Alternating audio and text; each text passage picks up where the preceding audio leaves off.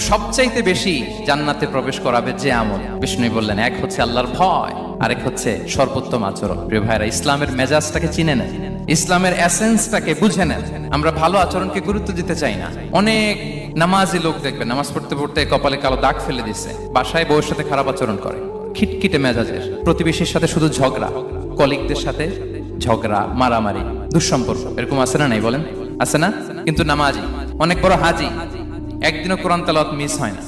তো এত ইবাদত করেও সে ইসলামের আসল এসেন্সটাকে ধরতে পারে নাই। বিষ্ণু বললেন, সবচেয়ে বেশি জান্নাতে প্রবেশ করাবে যে দুটি আমল, একটি হচ্ছে তাকওয়াল্লাহ, আল্লাহর ভয়, আরেকটি হচ্ছে উত্তম আচরণ, সর্বোত্তম আচরণ। তো আমরা যেন উত্তম আচরণের অধিকারী হই। আমার স্ত্রীর সাথে যেন ভালো আচরণ করি, প্রতিবেশীর সাথে যেন ভালো আচরণ করি, ছেলে মেয়েদের সাথে যেন আমাদের অ্যাটিটিউডটা ভালো থাকে, আচরণটা ভালো থাকে, কলিগের সাথে যেন ভালো থাকে। বিশ্বনবীর আচরণ যেমন ছিল তেমন আচরণ যেন আমরা গড়ে তুলতে পারি। আওয়াজ করে পড়ুন আমিন। সুনানে আবু দাউদের